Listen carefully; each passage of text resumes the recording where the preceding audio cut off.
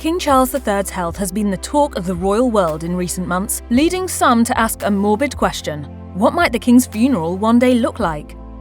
When King Charles dies, Prince William will immediately become king. As reigning monarch, he'll play a pivotal role in his father's funeral. Though Charles's death plan, Operation Menai Bridge, differs slightly from the previous monarchs, much of the same protocol with regard to funeral arrangements will remain. Sources who spoke to the Daily Beast in April 2024 claimed funeral arrangements for Charles had already been updated, as the king is reportedly sicker than he's been letting on. One insider explained, "The plans have been dusted off and are actively being kept up to date. It's no more than what you would expect given the king has been diagnosed with cancer." When Elizabeth died, a solemn Charles led the funeral procession. Accordingly, William is also likely to lead the funeral procession, being both King of the United Kingdom and the royal family's eldest son. At Elizabeth's funeral, Charles made a number of moving gestures honouring his mother. For instance, he laid a handwritten note on her coffin which read, "In loving and devoted memory, Charles R." It's probable William will be tasked with penning a similar tribute to his late father. Significantly, Charles also placed the Queen's red flag, the company camp colour of the Grenadier Guards, on her coffin. Since the Queen's death, Charles was given his own flag, which William will one day be responsible for placing with his father's casket.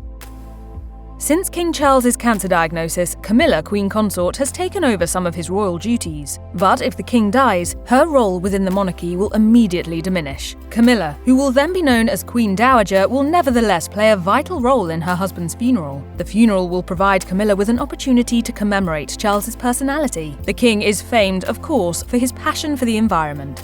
What we're doing with our own economy is to disrupt nature's economy. His love of gardening, which Camilla shares, will likely manifest in his funeral arrangements. For instance, when King George VI died in 1952, his widow, the Queen Mother, laid a wreath on his coffin. 70 years later, a bouquet of flowers picked from the gardens of Buckingham Palace was placed on Queen Elizabeth II's coffin. As a tribute to his passion for horticulture, Charles's widow may wish to lay flowers from one of his treasured gardens on his coffin. These could be flowers picked from the gardens of Clarence House, the King's London residence. During Queen Elizabeth's funeral, there was a slightly toe-curling moment in which mourners had to sing "God Save the King," with many accidentally singing the word "Queen" instead. Camilla was also seen looking somewhat awkward as she sang the words to her own husband. At Charles's funeral, Princess Catherine will also have to sing "God Save the King" to her newly throned husband, which may feel rather surreal for her. Catherine, who will become Queen Consort when Prince William ascends the throne, is expected to arrive at the funeral in a car with her children and mother-in-law. She will then join her husband in walking behind the coffin, as Camilla did with Charles at the Queen's Memorial. The future Queen Consort's role will largely revolve around supporting her bereaved husband. When King George VI died, for instance, Prince Philip remained by the Queen's side while ensuring he didn't overshadow the mourning monarch. Likewise, Camilla comforted Charles as he was seemingly overcome by grief at Philip's funeral in 2021.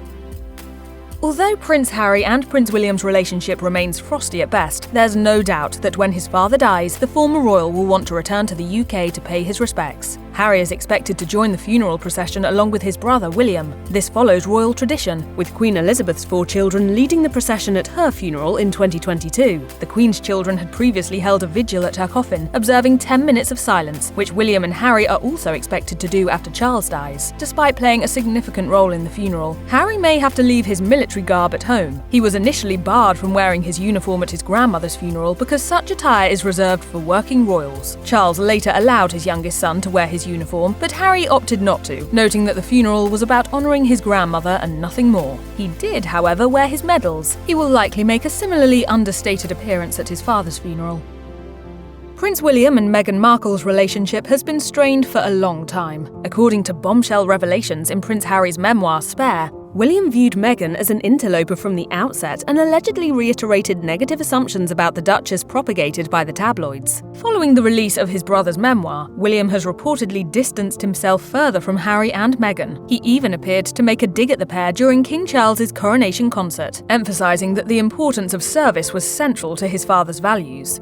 At the heart of the pageantry is a simple message: service. It's quite possible that Meghan could be barred from attending her father-in-law's funeral. This will be a matter for the new king and the Earl Marshal, who is in charge of coordinating royal funerals. However, William may also choose not to begin his reign on a sour note, thus allowing his brother's wife to attend the service. If Meghan does appear at Charles's funeral, she can be expected to play a minor role in proceedings, supporting her husband and keeping a low profile among her fellow royals.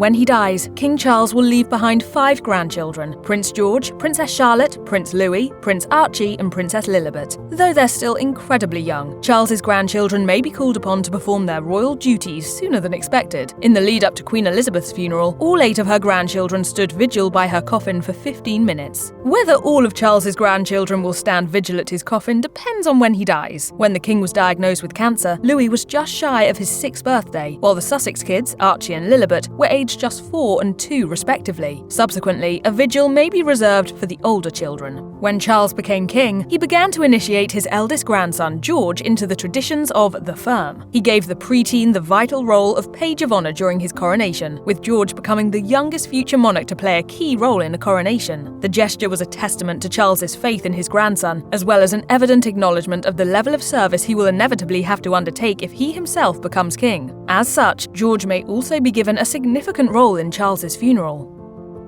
Since her brother's cancer diagnosis in 2024, Princess Anne has increased her share of royal duties. Because of this, she may be given a prominent role in King Charles's funeral, with the future King William perhaps expressing gratitude to his aunt for her work as Princess Royal. Anne's dedication is particularly notable, considering that William himself has been absent from some royal duties due to his wife's cancer diagnosis. In the days leading up to Queen Elizabeth's funeral, Anne made history as the first woman to ever participate in the Vigil of the Princes. She was also the only woman to walk in the funeral procession. Along with most of her brothers, she did so in military garb. Seeing as William will likely be keen to modernise the monarchy when he takes the throne, there's little doubt that he will want his aunt to once again walk the procession and hold vigil at his father's funeral.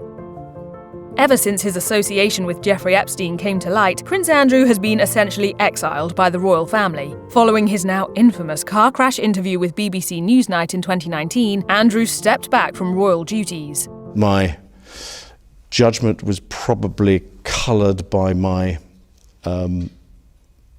tendency to be too honourable. By 2022, he had been stripped of his military titles and the right to use his HRH designation. Andrew's public humiliation and black sheep status were palpable at Queen Elizabeth's funeral. Despite being a Falklands War veteran, Andrew was barred from wearing his military uniform, standing out as an anomaly among his 3 siblings, who were all decked out in the regalia. It's highly probable that he will be similarly relegated to pariah status at King Charles's funeral. Considering that some royal insiders have suggested Prince William wishes to distance the monarchy from his scandal-ridden uncle, it's inconceivable that he will want Andrew to play a prominent role in Charles's funeral. Andrew may simply walk the procession before disappearing into the background along with fellow mourners, the disgraced prince serving as a reminder of an era that William will likely wish to forget.